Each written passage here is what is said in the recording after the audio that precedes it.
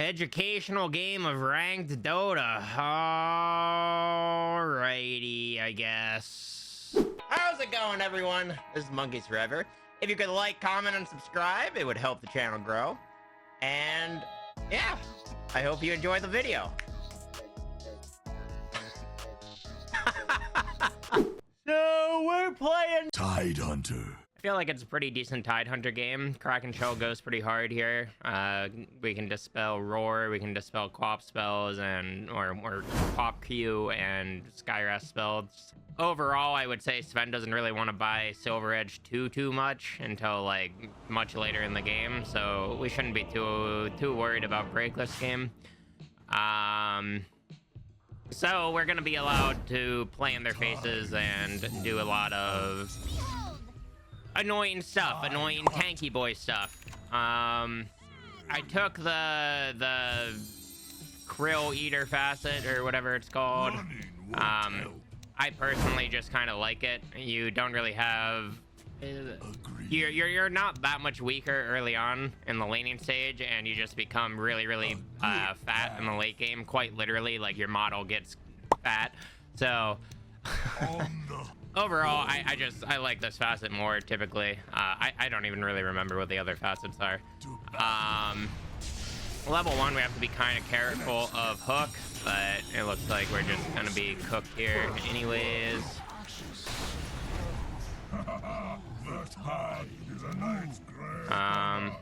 Unlock. It's fine. Typically level 1 against Pudge, you don't want to engage with the enemy level 1 like too much. You maybe can if you're the ones like initiating on them and starting the fight, but if you ever get hooked level 1 against a Pudge, like you're just giving up first blood for nothing. So going into lane, we have an SF pause 4. Obviously this is not going to be a very standard lane, but as usual, like especially in lanes that I feel we're weaker, I feel like we want to drag the wave back. I don't know if that's going to happen because we're tied, and typically you want to use Anchor Smash to secure range creeps and stuff like that. So if we ever do need to cast Anchor Smash on a creep wave, it's going to just naturally push into them. So we're going to try to avoid that if at all possible, and just play like a Sable first wave with minimal spell casting so we can get the wave back a little bit. Like so. As you can see, wave is pushing into us. Big happy about that. I don't think I really talked about my starting items that much, but I feel like it's hard to do that at this point. Basically, we just want to go Bracers and Soul Ring. That's why I did what I did. Honestly, I probably should have gone another Gauntlet instead of a Ring of Protection, because we're not going to be taking too much right-click damage early on in this lane, but it's fine. It's whatever. We're also against a Quap 5, so SF4, Quap 5. What is Dota, you may ask? I don't fucking know. Don't ask me. I'm just trying to educate you. Buying a magic wand first item low. This Quap is probably going to be spamming Q a lot in lane, so just want to get wand charges off of that. Wand is probably just like one of the best early game items in the game. So it just allows you to abuse resources a lot in goes where the enemy, you know, tries to go on you. Blah blah blah blah blah.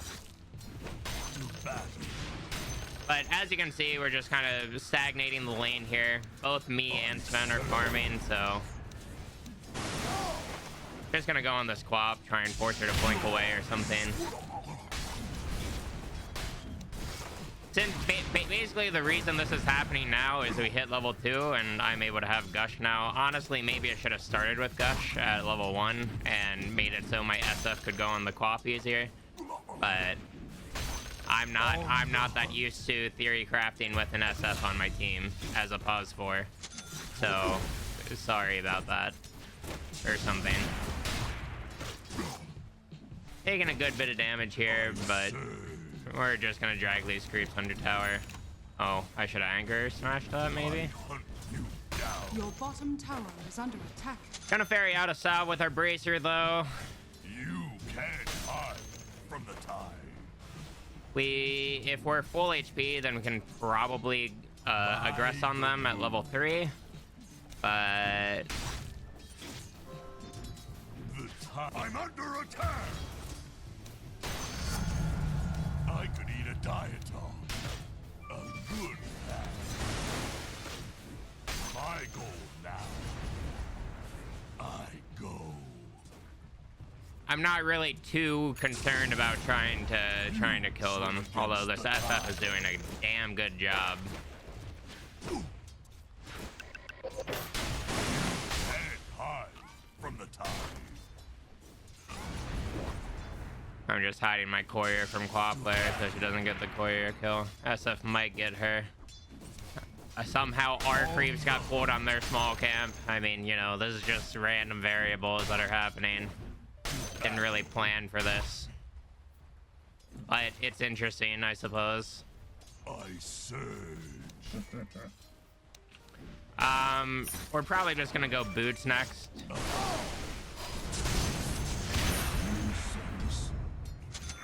Just so we can do plays like that more frequently. Although our SF is going to be really low mana, so I don't know how many more kills we're going to be able to really go for. At this point, we're kind of going back to we want to stagnate lane and just farm again. Because since we just killed Sven, he's going to be coming back with full HP, full mana, you know, etc, etc. So typically, after you kill someone, it means they become the aggressors. Typically, not always, but especially if, like, you know, you use all of your own resources to get the kill.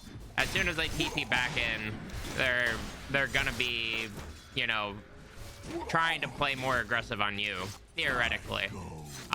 That's not always the case. Like, you know, obviously we're Tidehunter, it's hard for them to pressure me, but as you saw, they just kind of ran on our SF all the way over here and went really hard for him. So something to think about whenever you get kills. That's just like the nature of laning in Dota. It's kind of like a flow of the game, you know. I want to salve up here so we can be full health and potentially go on them, but we have lane control coming out right now. So basically, at this point, if the Quap or Sven ever come up here and me and my SF are both ready and together, we can go on them here. But since it's getting close to 6 minutes, our Pos4 is going to just go and try and secure Rune. Maybe he's going to try and kill mid, and then I'm assuming he'll come back top. Maybe our Pos5 will rotate semi-soon for the Wisdom. So we are kind of just playing chill until a scenario happens like that gives us the move. I don't know why the tower 4-shot that, but it's whatever. No big deal. Probably gonna be buying Soul Ring next and then going into phase. I typically just like going Soul Ring on Tide just because he's not a very mana efficient hero. I'm just gonna run over here. Roar is used and my puck is fighting. Get up if you can.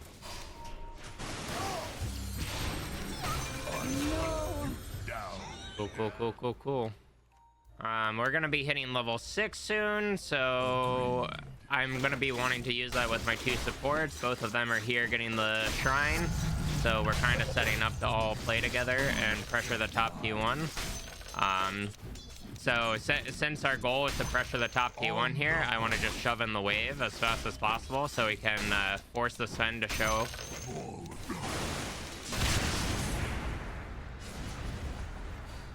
Your bottom tower is under attack.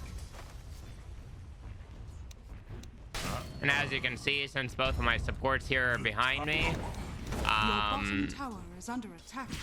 it allows me to play way more in the enemy's face, you know, because we're 3 versus 2 right now. So what I'm trying to accomplish by doing this is forcing the enemy team to react to us and, you know, like,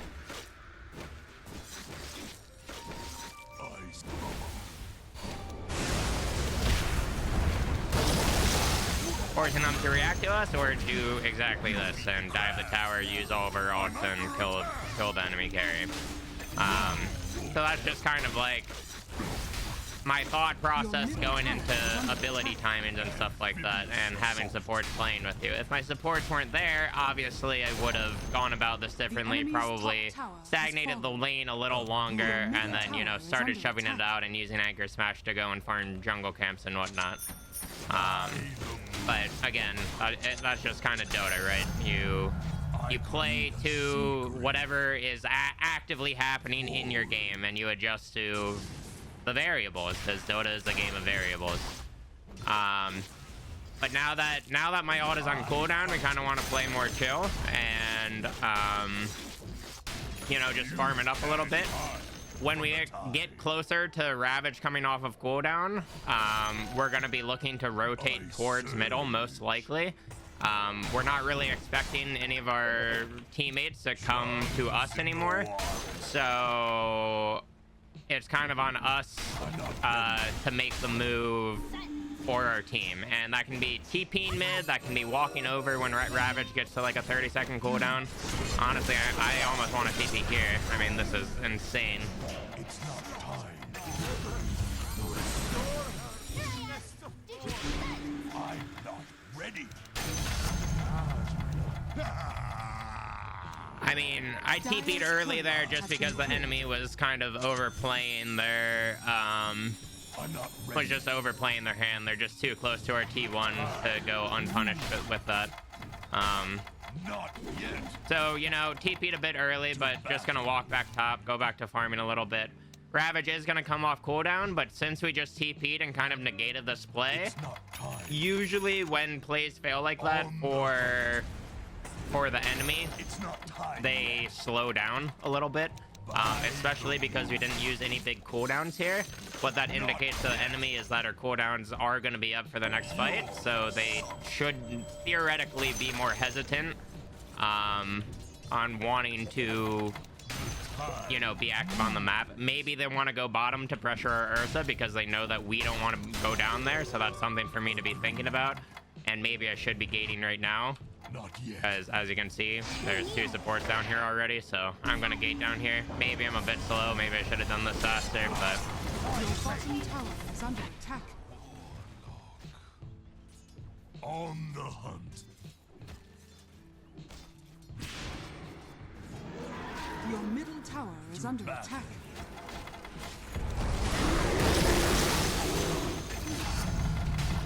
Your middle tower is under attack. I'm not ready. I mean, Pudge is their offlaner, so, you know, It's not time yet. not the worst, I guess, getting the Pudge kill.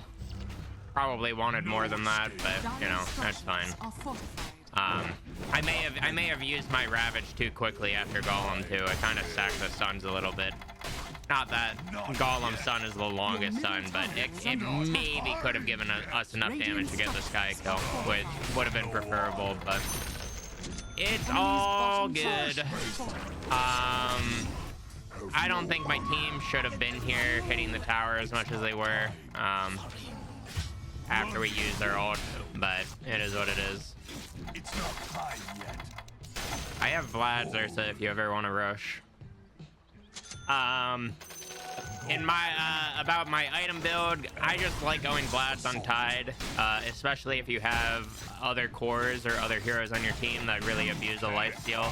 This game, for example, we have an Ursa, so, you know, lifesteal plus Ursa is just naturally very good, because he does stacking damage.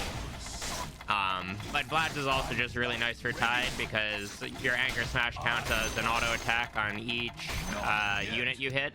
So you can just get a lot of lifesteal out of Vlad's on yourself. And as far as abilities go, oh, my puck is dead again. Your middle tower is under attack. Your middle tower is falling. I'm not ready. I kind of walked into them here because I just wasn't really afraid. I don't know if this was right. It looks like it was right. I don't know. I didn't really take damage. I serve. For when he roared me, I genuinely thought I was being psycho. I was like, am I the dumbass? But it turns out he was the dumbass, so we're okay. I'm under attack. Next we're gonna be going Blink, and then after Blink we want to go into Shard. Typically I do it in that order just because you can usually get one good Blink Ravage just with the Blink. And it's really like just having one good surprise Blink Ravage is typically really useful because it means you're going to be winning that fight, or it should mean you're winning that fight, at least in even games. You can go Shard first against really mobile heroes like Ember Spirit and stuff like that, just because if you ever get the anchor on them, they're just going to die because, you know, it's really difficult to hit anchor 4 times. But the only super mobile hero they have is Quap, so for the most part, I just really want to get in there and get in the enemy's face and force them to deal with me. But usually I would say I like going Blink second item into Shard on Tide. As far as gameplay right now, we're just kind of, I mean, maybe I shouldn't be taking farm from my Ursa. I mean, I feel like Ursa should be up here, taking all of this space. And I'm kind of playing like the beefy boy role, where I'm just constantly shoving out middle waves and trying to pressure the tower. Sven says that's huge. Since there's a fight going down here and we already shoved the mid wave, I'm just poking my head over, showing emotional support to the team. They don't need it, that's great, but still showed up. And that's what matters. So we have Blink on the way. Again, we're going to be looking to use this Blink with a Ravage at some point. Like we might be able to kill Quap here even without Ravage. Gay. But I mean, we kind of had to do it that way because Pudge went on our puck, and I mean, we're not gonna let our puck die. No.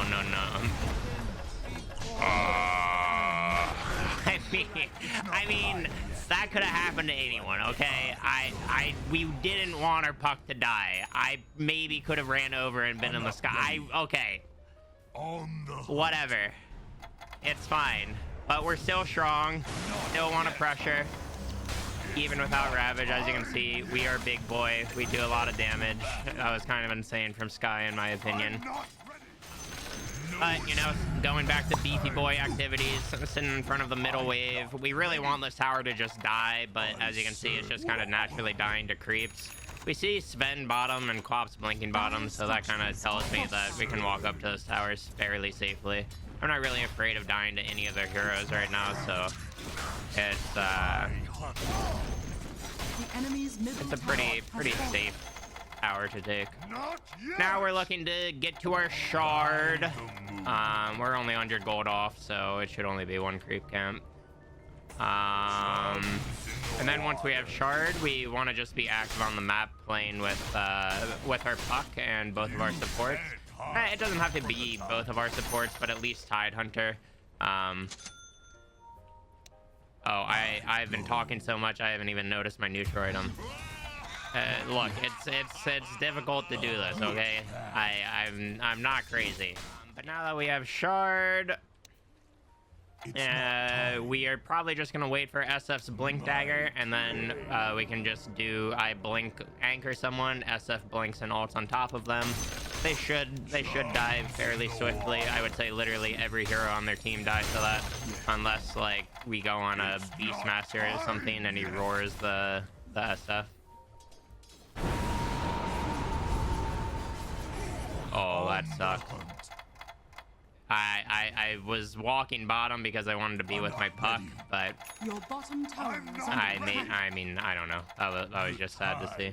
Radiant structures. I have Shard. When puck's up, we should fight, guys.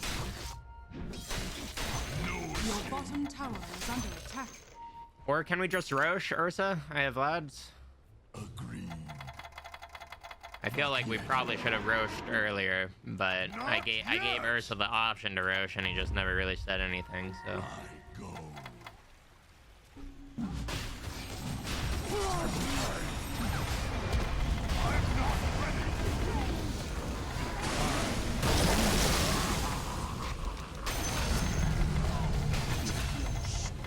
I go. Now, I mean, so the Beastmaster went Ags, and they have a Skywrath Mage, and a Pudge, and a Quap, honestly. They have a lot of magic damage, so we're probably going to be going Pipe next. I definitely don't think you should always go Pipe, but in this game, Pipe is going to be On the hunt fairly effective. to battle. Honestly, I probably should be nuking this way. I thought Puck was gonna go back for this.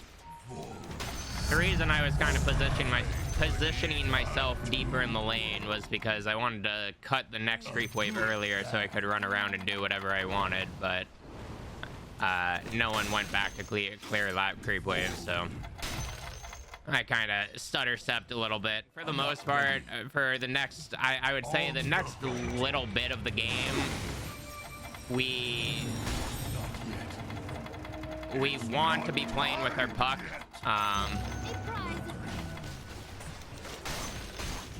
It's not time. And kind of our Ursa at this point. Our Ursa is really strong too. Not yet. And obviously we are really strong, but you know, us alone is not. Okay, there's a lot of things going on. I'm sorry if I'm not paying much time.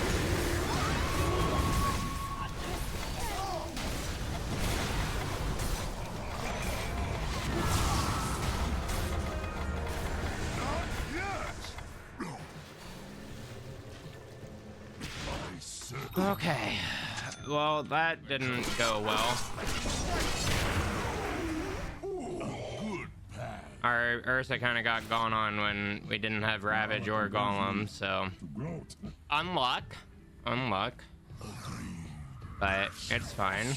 Not yet. I mean, our Ursa got gone on under the T2, our Puck got gone on with the Sven. So the problem with what is happening basically is I'm Tidehunter, right? And I am very, very, very difficult to kill until they have a form of break, which they won't have until Sven wants to go Silver Edge, which he's probably gonna go Silver Edge next item now. But the problem with what's happening is I'm trying to play in front and force the enemy team to use spells on me, and my Puck is playing right on top of me and is getting gone on with me instead of letting me get gone on and beating enemy spells out. So it's just kind of causing an awkward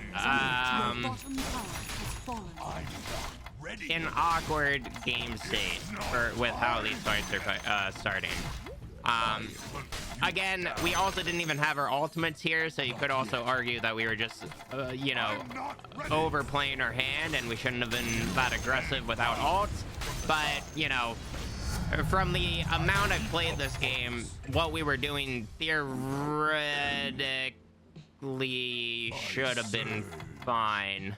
I'm not gonna say the game is lost. I'm just gonna say I believe my team are starting to mentally crumble a little bit. They're feeling the pressure. The chain feeding is very, very real. It's not time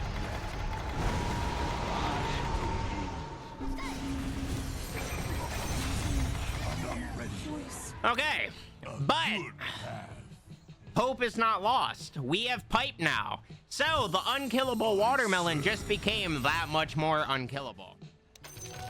And so basically, again, now that we have Pipe, we kind of finished our mini farming arc. Now we're just gonna be playing near Puck again. just kind of playing in front. I personally would like to be more aggressive and like go up here on their side of the map, but again, I believe my team is a little they are mentally crumbled a little bit, so it's just yeah, look, we're not in a great game state is all I'm saying.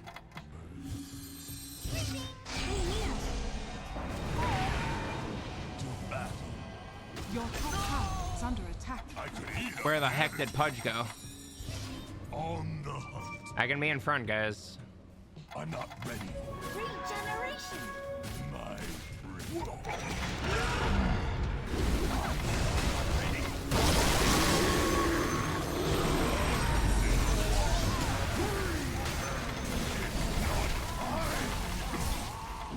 Alright, Sven did get me, but they used all of his BKB on that, so, you know, silver linings or whatever.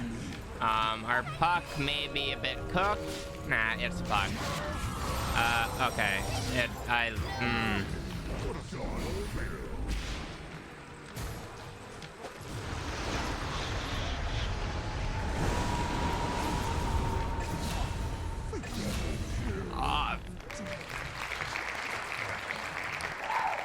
Bravo. Bravo. Never doubted a single thing happening. So at this point, I would probably say we want to head towards Shiva's. We have a lot of magic damage on our team, between Puck and Shadow Fiend, and Warlock, honestly. So it buffs our team quite a bit through that, and it also gives us more armor. So what just happened in that fight with the Sven, where he ran us down, happened slower. Is it a perfect solution to getting ran down by the Sven? No, but at the same time, if Sven is using the entirety of his BKB on us, I don't think it's that bad. I could be wrong. Maybe I'm supposed to go Yules here. Maybe I'm supposed to go BKB. I don't exactly know. I will say I think I'm supposed to go Refresher no matter what as my 5th item. So that kind of goes into play as well of what we're trying to accomplish here. But yeah, just we're hitting some creeps until Ravage is going to be coming up. It is at 15-second cooldown, so I'm going to be looking around the map and trying to think about how I want to connect to my team again. I don't really know. I guess I'm just taking armor and damage because why not? Armor and damage are great. I'm a bit scared. I probably should. After this wave, I am absolutely getting out of bottom. Honestly, even pushing that wave was probably a bit sketch, just because we didn't see any enemy heroes on the team or on the map. But my blink was cooldown. My blink was cooldown. My blink was cooldown. Wow.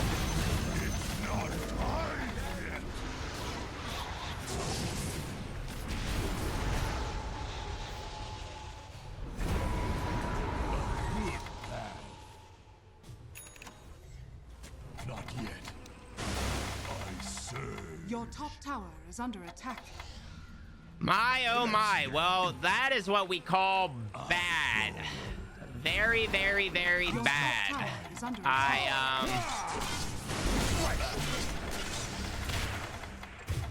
I fucked up.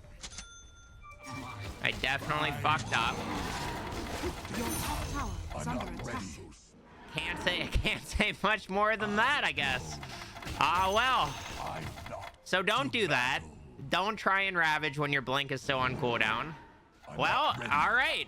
Back to farming, I guess. I mean, realistically, game state is still fine. You know, we got a couple of kills with it. Our team is fighting here, so I'm just gonna TP down, make sure they're safe. Again, we're the beefy boy. We need to be ahead of them. We need to be in front. Even with Ravage on cooldown at this point, like, don't get me wrong, I would love to hit creeps all game, but we're at the point in the game where the enemy team is gonna be trying to fight us pretty frequently. They don't have too many like super long cooldowns, so even though I would like to be hitting creeps, being the frontliner for my team takes priority over hitting creeps. And also, you know, Ravage is just naturally off cooldown doing this anyways. No, we don't have TP, but maybe we can make it here. Oh my god. Well, this is annoying.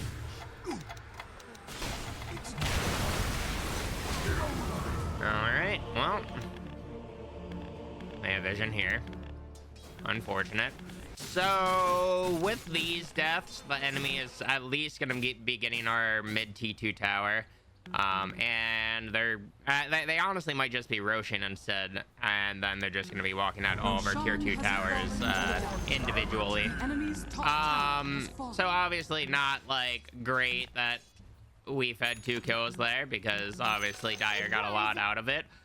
But at the same time, I would say it doesn't matter too much theoretically, as long as we 5-man and actually just take straight up fights against the enemy. I think we've been way stronger than we've been putting on this game, but again, I think my team just kind of got mentally defeated at some point, and we started avoiding fights, even though we shouldn't have completely.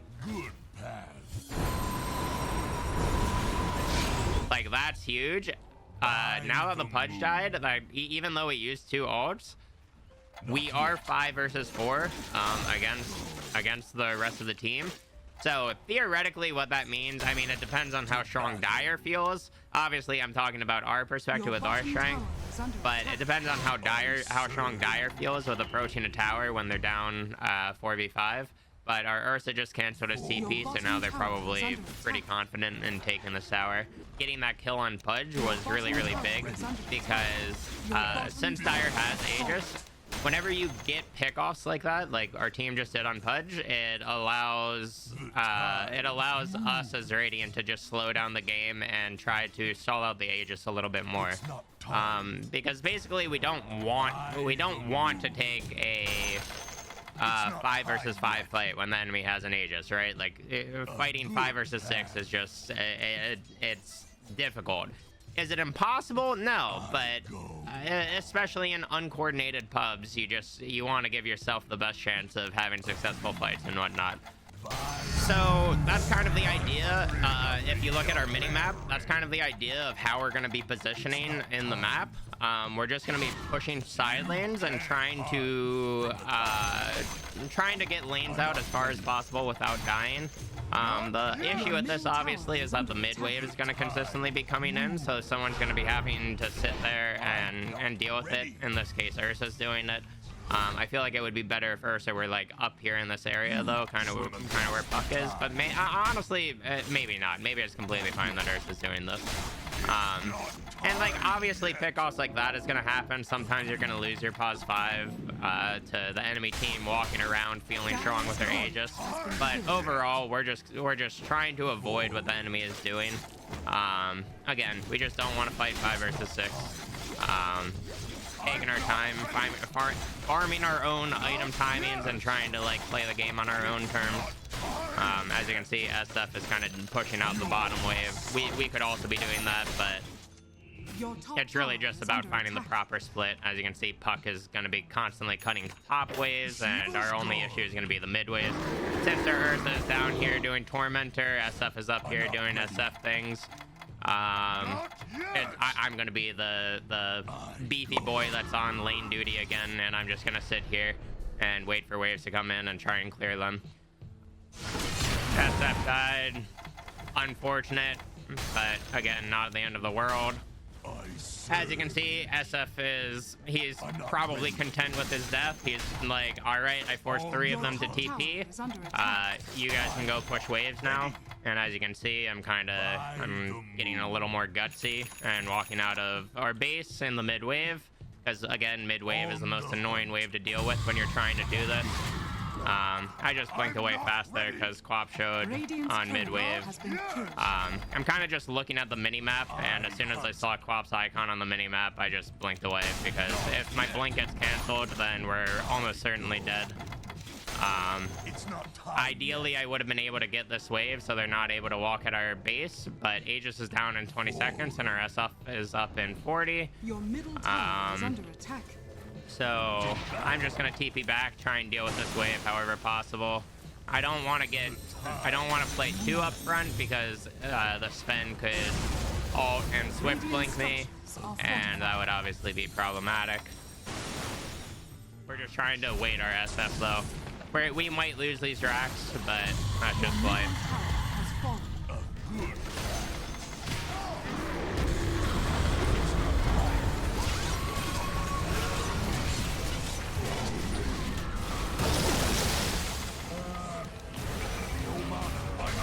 That was a little unfortunate, but I think it's still fine.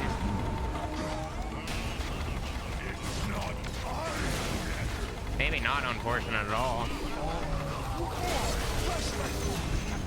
Very nice.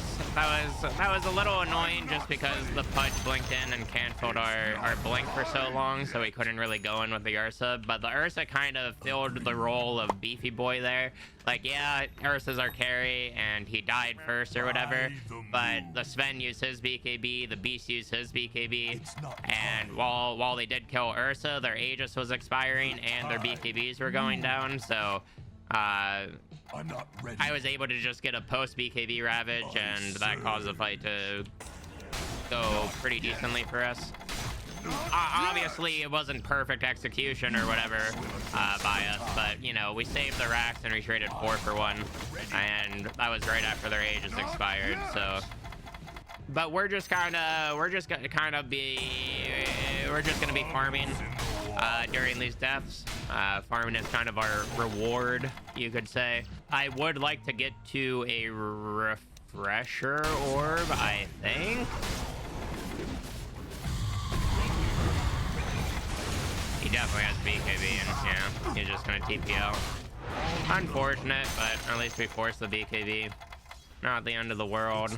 We know the Golem's gonna be walking down bottom and pushing wave out really far. So I'm just gonna let Warlock deal with that. I would prefer to be off map anyways and just farm it in peace. Oh. I did not react very fast to that.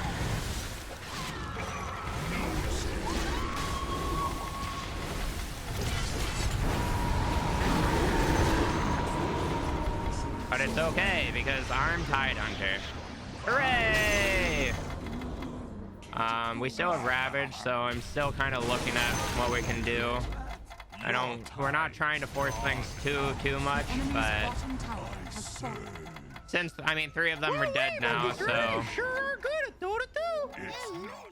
3 of them are dead, so obviously we can create positive pressure for us on the map, and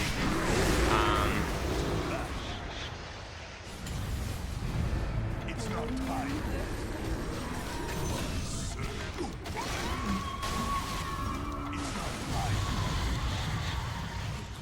well, Quap just fought back and we angered her, so aha, go us. We have enough gold for refresher now, so just gonna buy that. Game should theoretically be over from here, I would say, but I feel like I would prefer Ravage stun duration than Anchor Smash on attack. Call me crazy, but I feel like just longer Ravages is better. I don't think I'm crazy though. Maybe I am. Kind of the issue here is we don't exactly have enough mana for double Ravage, but I still just having Ravage up and off cooldown at all points in time is really nice. And I would prefer to have Soul Ring in my inventory rather than Phase Boost just for the extra mana for clicking Refresher in the middle of the fight. But end of the day, it doesn't even really matter. We won the game before we even got to Refresher, so. I almost did it again, guys. I almost did it again. But it's okay because we didn't do it again, you know? And that's what's important. So honestly, I mean, I'm just gonna click Refresher here because why not? Have have another Ravage for when Zen responds. The enemy's middle Secure tower the game has is fallen. ending, but I mean, we should be fine.